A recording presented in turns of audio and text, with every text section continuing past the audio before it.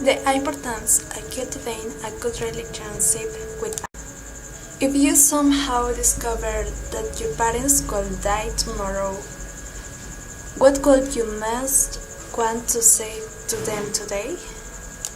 This question was asked to hundreds of teenagers in the United States. Interestingly, instead of focusing on some problem or disagreement between them, 95% answered that they would say, "I'm sorry," and I love them very much. In general, children want their parents and parents want their children. This is especially true in Christian homes. However, although parents and children will love to enjoy a close relationship, it is not always easy for them to communicate. Even in case where communication is frank and open, there are certain issues that are completely avoided. And it is that many times the problem is that the parents do not listen and the children grows. That is a big obstacle. Quality time.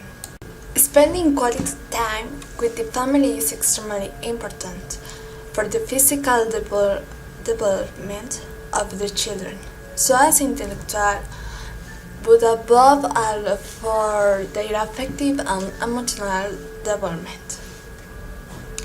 In addition to spending time in family strengthens the relationship, improves emotional ties, self-esteem, promotes global development, encourages learning, helps us to free ourselves of stress, and opens doors to members to communicate and get to know each other in a better way. Sometimes this is irreversible. It's that the time that is not spent with loved ones does not recover. Booking an hour or so every week for that purpose is a good start. But some time more is needed to open the door to deep communication you have to take every day.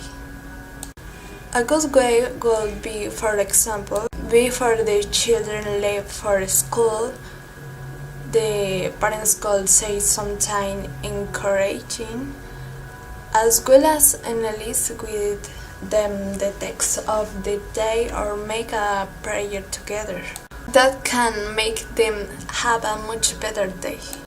The key is to transform all the time we spend with the little ones, be it much or little, in time of quality and enjoyment. We can include them in our daily activities, like going shopping, making food, etc. Communication. Sometimes very important in relationship is communication. And for communication, pay attention and listen. And usually the most common complaint among children about their parents is they do not listen. Although that is only one side of the. Often parents say the same about their children, so to keep the lines of communication open, everyone must pay attention, real attention, when others speak.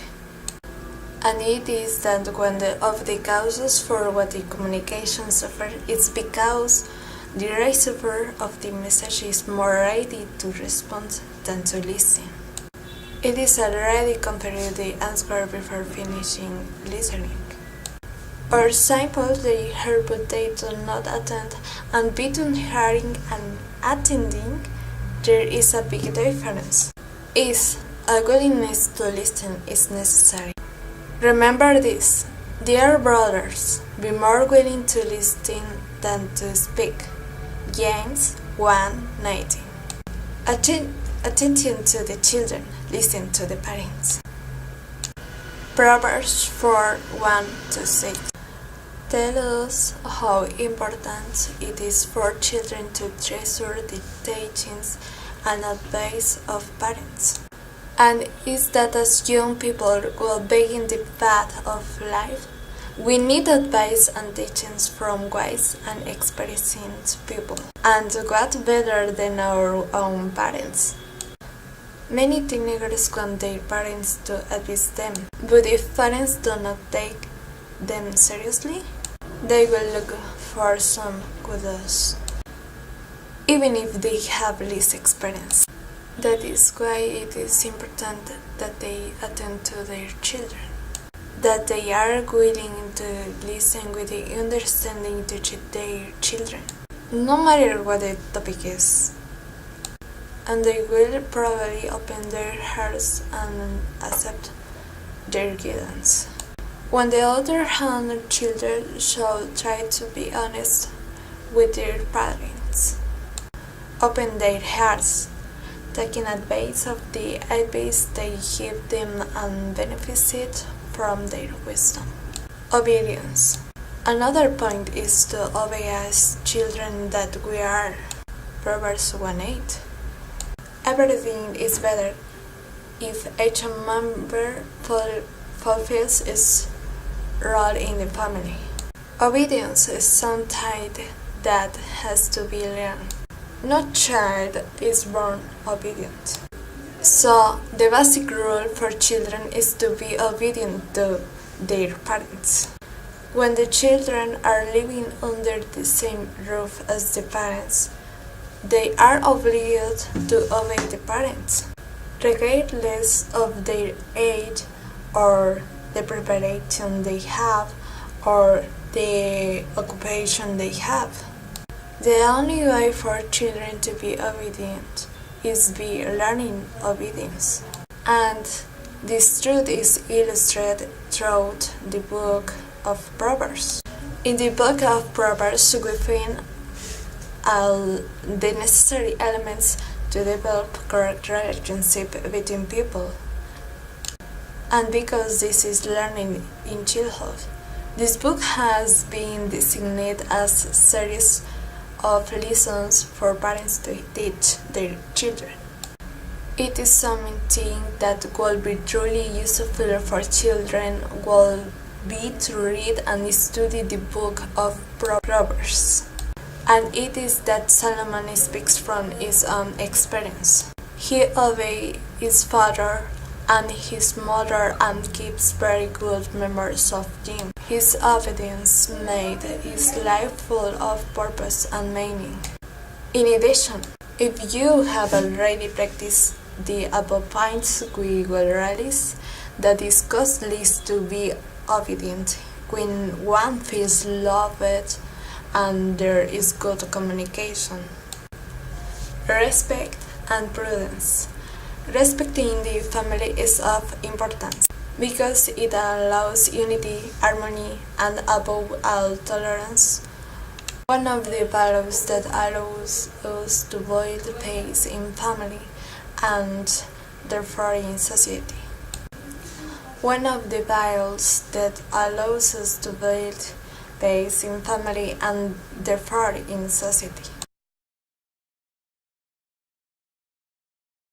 By respecting each other, the great family union develops in order to contribute to helping each other in daily living. If we respect the space and the opinions or points of view of each of the members, it will help to ensure respect is always mutual and avoids any contentions or dislikes within it. As family, you should not provoke one another. This includes parents as well. Fathers, provoke not your children to anger, lest they be discouraged. Colossians 3:21. Likewise, the Christian of Ephesus, Paul, advise them to get rid of all malice, bitterness, anger, and growth on shouting and speaking offensive. Ephesians 4:21. This not only applies to the church, but also at home with our family members. And it is that if there is something really fragile in the human being, it is his self-esteem.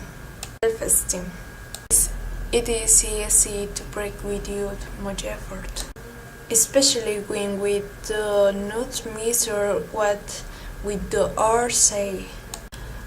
And it is true that parents often end up hurting the self-esteem of their children, but also the children do it to them. That is why we must measure our words when speaking.